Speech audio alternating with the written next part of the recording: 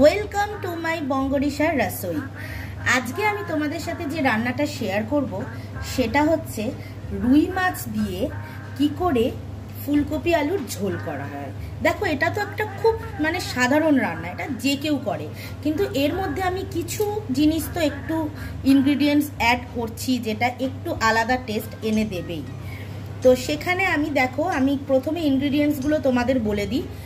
প্রথমে আমি যেটা এই প্লেটে নিয়েছি, একটা বড় তেজপাতা নিয়েছি, গোটা জিরে নিয়েছি, আর এইখানে আমি নিয়েছি হচ্ছে মশলা, গুঁড়ো মশলাগুলো। এখানে হলুদ গুঁড়ো, এখানে লঙ্কা গুঁড়ো, এটা কিন্তু কাশ্মীরি লঙ্কা গুঁড়ো, কেননা আমি একটা মশলা যেটা পেস্ট করেছি সেটার মধ্যে যা যা দিয়েছি সেটাও আমি তোমাদের দেখিয়ে দেবো।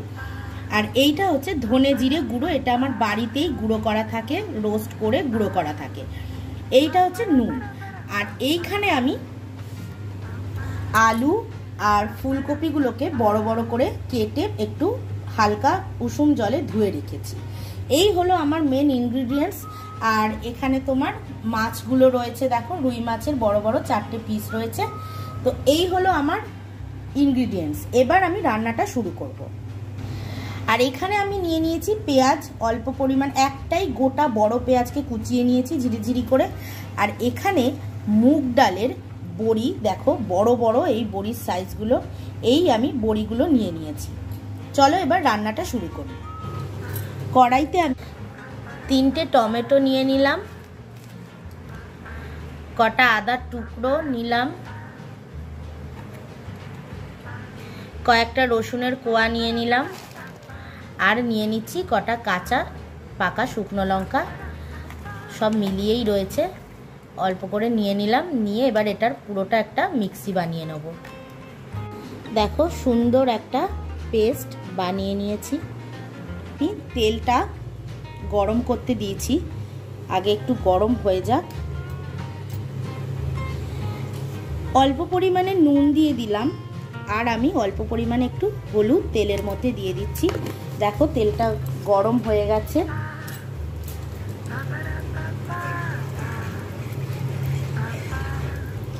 এবার আমি প্রথমে কেটে রাখা আলুগুলোকে দিয়ে দেবো একে একে।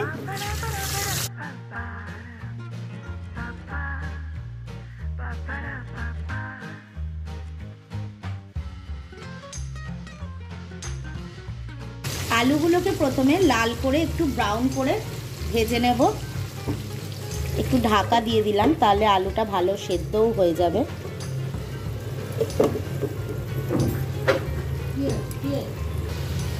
দেখো হালকা লাল ব্রাউন হয়ে ভাজা হয়ে গেছে। একদিক ভাজা হয়েছে, আরেক দিকটা আমি উল্টে দিলাম, দিয়ে ওই দিকটাও ভাজা হলে তুলে নেব। আলু ভেজে তো তুলে রাখলাম। আবার আমি একটু হলুদ নুন সামান্য দিয়ে দিলাম, দিয়ে এবারে আমি ফুলকপিগুলোকে ছেড়ে দিচ্ছি।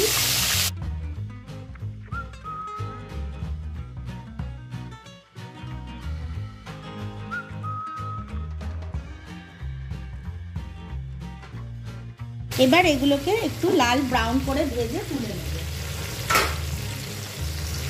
ফুলকপিগুলো দেখো খুব সুন্দর লালচে হয়ে ভাজা হয়ে গেছে। তো আমি এখন এগুলোকে তুলে নিচ্ছি। দেখো কি সুন্দর রং হয়েছে।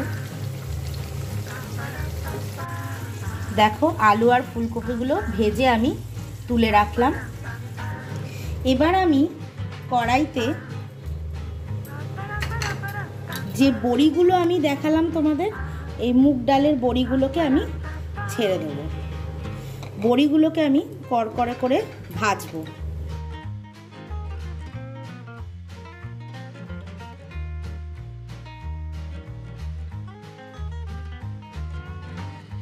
দেখো বড়িগুলো তো আমার সুন্দর লাল লাল করে ভাজা হয়ে গেল। এবার আমি এগুলোকে তুলে রাখছি।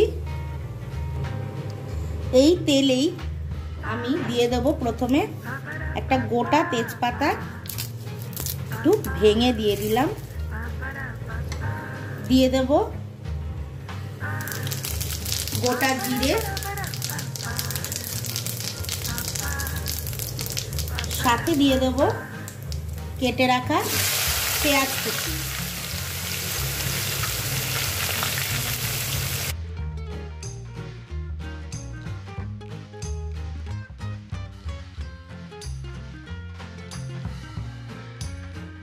পেঁয়াজগুলো একটু ব্রাউন ব্রাউন করে ভেজে নিতে হবে প্রথমে।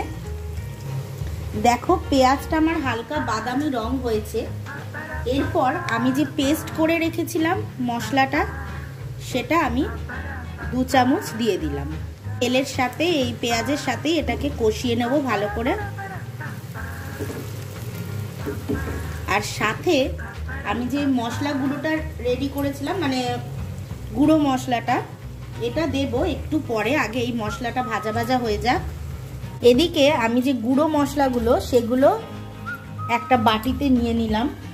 নিয়ে এর মধ্যে সামান্য আমি একটু জল অ্যাড করব, করে এটাকে ভালো করে গুলে নেব।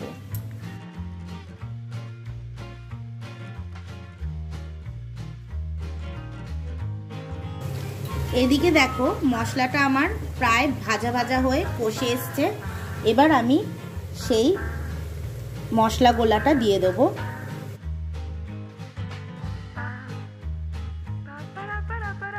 দেখো মশলাটা আমার ফোটা নিতে শুরু করেছে।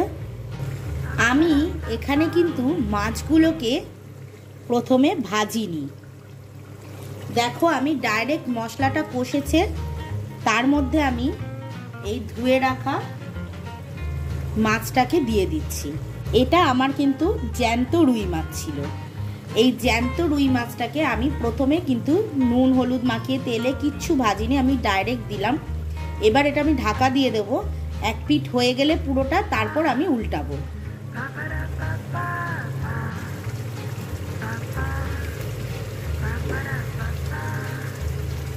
দেখো মাছের একটা পিঠগুলো সুন্দর করে হয়ে গেছে, অপর পিঠটাও দিয়ে দিলাম।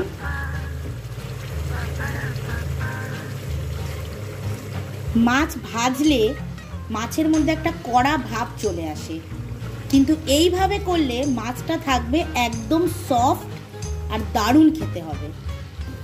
দেখো মাছটা আমার সম্পূর্ণরূপে রেডি হয়ে গেছে। এবার আমি কি করব, মাছটাকে আলাদা করে তুলে নেব।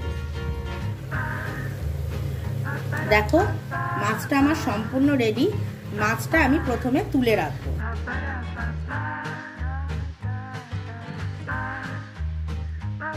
এবার আমি ভেজে রাখা আলু ফুলকপিগুলোকে দিয়ে দিলাম। দিয়ে ভালো করে একটু কষিয়ে নেব, মশলার সাথে মিশিয়ে নেব।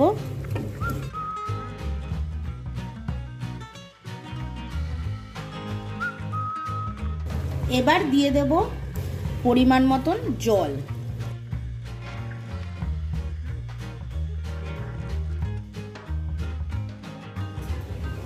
এই বড়িগুলোকে দিয়ে দেব। 3-4 মিনিট ফুটতে দেব। তো ঝোলটা আমার ফুটে এসছে, খুব সফট হয়ে গেছে সব কিছুই। এবার আমি এর মধ্যে দিয়ে দেবো একটু ধনেপাতা কুচি।